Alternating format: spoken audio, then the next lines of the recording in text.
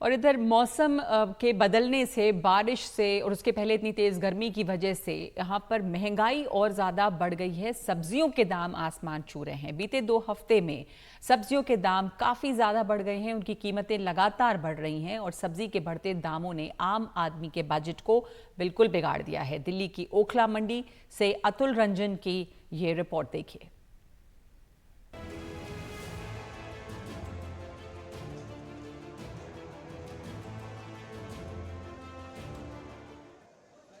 गर्मी से भले ही लोगों को थोड़ी राहत मिली हो, लेकिन सब्जियों का बाजार अब तपने लगा है। कीमतों को लेकर टमाटर और लाल है, तो सब्जियों का राजा आलू भी अपने आसमान छूते दामों के साथ आम लोगों को आंखें दिखा रहा है। भिंडी और लौकी के दामों में भी जबरदस्त उछाल है। बदलते मौसम ने लोगों को गर्मी से राहत तो दी है, लेकिन अब एक नई आफत आ खड़ी हुई है और वो है महंगाई की। सब्जियों के दाम जो है वो आसमान छूने लगे हैं। लोगों पर दोहरी मार पड़ रही है।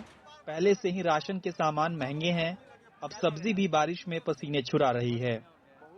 भैया सब्जियों का तो पूछिए मत, आग लग गया पूरे मंडी में आग लगा हुआ है। जो लहसुन लेता था मैं 100 रुपये 150 रुपये, आज 250 रुपये 300 रुपये ले रहा हूँ।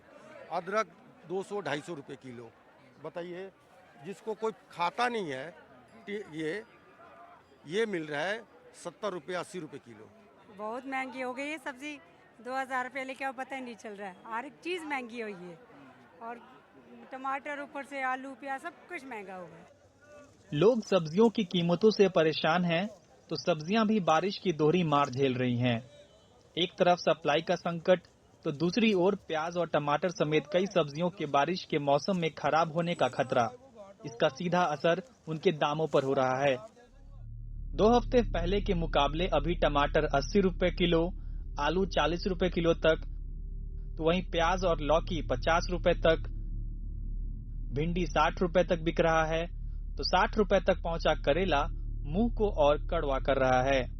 आलू के दाम में सर आधे का फर्क है पूरा। पहले 15-20 10-15 रुपए किलो था, आज 35-40 रुपए किलो अच्छा आलू। 25 रुपए किलो से लेकर 40 रुपए किलो तक आलू है। टमाटर भी, आप जरा टमाटर का भी हाल बताइएगा कि टमाटर का क्या रेट है और कैसे। टमाटर चल रहा है 70 रुपए किलो। हाँ। तो टमाटर का भी है। टमाटर जो कुछ सड़ गया, जो गर्मी जितनी पड़ रही थी वो सड़ गया। अभी दूसरी उसका जगह का आ रहा है, उसका भाड़ा भी देखो, टैक्स भी लग रहा है, डबल टैक्स है। माल भी तो कम आया ना, माल भी तो नहीं आ रहा। जब आती थी 10 गाड़ी, अब आ रही है 2 गाड़ी एक आदमी के पास, तो फर्क तो पड़ेगा ही पड़ेगा। तो इसलिए महंगाई है। जब माल ज़्यादा आएगा तो अपना खुद सस्ता हो जाएगा। यानी कि टमाटर तो जो लाल हो ही रखा है, लेकिन साथ ही साथ आलू और प्याज जो भी हैं वो भी जो है आम जनता को जो आंखें दिखा रही है। और इससे क्या हुआ है कि जो आम आदमी का जो जायका है वो उसका स्वाद कहीं ना कहीं बिगड़ गया है। दिल्ली के ओखला सब्जी मंडी से कैमरामैन मोहम्मद मुसलिन के साथ अतुल रंजन, एनडीटीवी इंडिया। तो सब्जियों के दाम लगातार बढ़ रहे हैं, आसमान छू रहे हैं और इससे बजट और बिगड़ गया है। हमारे साथ कृषि अर्थशास्त्री जुड़े हैं राकेश सिंह। राकेश जी, ये लगातार पहले तो बहुत तेज गर्मी थी, उसके बाद अब बारिश का मौसम और बहुत सारे इलाकों में बाढ़ भी है। कई जगह पे नेशनल हाईवेज जो हैं वो बंद पड़े हुए भी हैं बारिश और बाढ़ की वजह से। सब्जियों पर जो ये असर इसका पड़ता है, क्या कोई इसकी तैयारी पहले से नहीं हो सकती है? क्योंकि ये हर साल ही होता है, इस तरह के मौसम में एक फेज आता है जब मुश्किलें भी होती हैं ट्रांसपोर्टेशन में। जी नमस्कार। सब्जियों में स्पेशली टोमेटो, पोटैटो और ओनियन के लिए जो सरकार ने ऑपरेशन ग्रीन योजना शुरू किया, उसका मकसद भी यही था कि इसके दाम में उतार चढ़ाव कम हो, लेकिन अभी उसका पूरा असर दिख नहीं रहा है। और निश्चित रूप से जो हमारा ट्रांसपोर्टेशन है और बाकी जो इंफ्रास्ट्रक्चर हैं इसके ट्रांसपोर्टेशन के अलावा स्टोरेज वाले, उसको और सुदृढ़ करने की जरूरत है। क्योंकि ऐसा भी देखा जा रहा है कि इन्फ्लेशन तो बढ़ रहा है, वेजिटेबल्स में इन्फ्लेशन काफ़ी बढ़ गया है। और अब हम लोग एक नई टर्मिनोलॉजी भी देने लगे हैं कि बात करने लगे हैं क्लाइमेट चेंज इंड्यूस्ड इन्फ्लेशन, पहले कास्ट पुल इन्फ्लेशन। तो क्लाइमेट चेंज का भी बहुत असर पड़ रहा है इन सब्जियों के उत्पादन और इन्फ्लेशन करने में। राकेश जी, ये जो इन्फ्लेशन है सब्जियों में खास करके जिस तरह की महंगाई देखी जा रही है, वो उसका मुख्य कारण क्या है? आपने क्लाइमेट चेंज से इन्फ्लुएंस हो रही है ये जो दामें हैं, वो प्राइसेस जो हैं, कारण जो है इसका भी आप क्या देख रहे हैं? और ये कितना ये टेम्पररी रहता है, कितने दिन लास्ट करेगा ये? देखिए, इसको हम दो भाग में बांट के समझ सकते हैं कि एक तो एक्सट्रीम हीट या एक्सट्रीम बारिश की वजह से जो प्रभाव पड़ता है वो पड़ता ही है, लेकिन जो पूरी सप्लाई चेन है कहीं ना कहीं उसमें इनएफिशिएंसी ज़्यादा है। और हम इस बात को भी मानते हैं, किसानों से भी जुड़े हैं, कि ये जो इन्फ्लेशन यानी प्राइसेस बढ़ रहे हैं इसका पूरा लाभ किसान को नहीं मिल रहा है। इसका मतलब ये है कि अभी भी जो बीच में लोग काम कर रहे हैं वो भी रोल प्ले कर रहे हैं। तो इस इनएफिशिएंसी को भी दूर करना चाहिए। जैसे गवर्नमेंट ने शुरू किया था नेशनल एग्रीकल्चर मार्केट, उसका भी पूरा प्रभाव अभी नहीं आया है।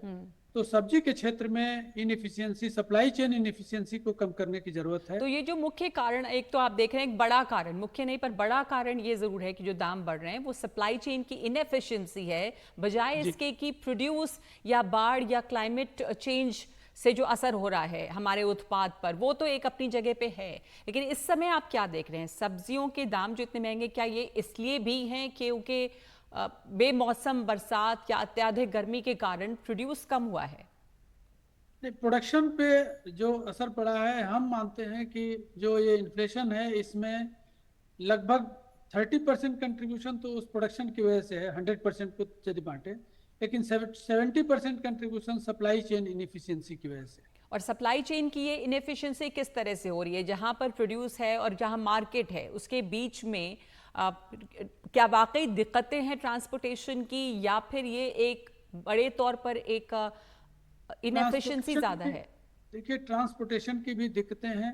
दूसरी जो प्राइस एसिमेट्री की बात करते हैं, यानी आज भी जो प्राइस सेटिंग है उसमें मुख्य रोल हमारा ट्रेडर अदा कर रहा है, व्यवसायी अदा कर रहा है कि वो प्राइस को ज़्यादा इन्फ्लुएंस कर रहा है, जो कि डिमांड और सप्लाई से जितना इन्फ्लुएंस नहीं हो रहा है उससे ज़्यादा वो इन्फ्लुएंस कर रहा है। कहीं ना कहीं इसको मैनेज करने की जरूरत है।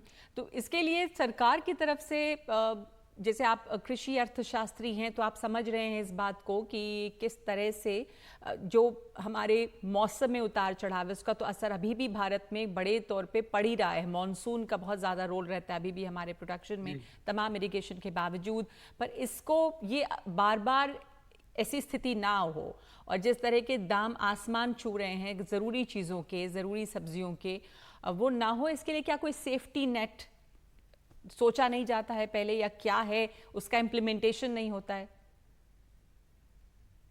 सोचा गया है, स्कीम लागू भी की गई है, लेकिन पूरी प्रभावी नहीं है। मैं जो पहले भी ऑपरेशन ग्रीन की बात किया, क्योंकि आम ऑपरेशन ग्रीन क्या है? वो ऑपरेशन ग्रीन शुरू किया गया था कि टोमेटो, पोटैटो और ओनियन, टॉप जो है टोमेटो, ओनियन और पोटैटो, इनके प्राइसेस में बहुत उतार चढ़ाव ना हो, इसके लिए स्टोरेज फैसिलिटी क्रिएट करना, ट्रांसपोर्टेशन की जो बात है, यानी पूरी लॉजिस्टिक को इम्प्रूव करना था।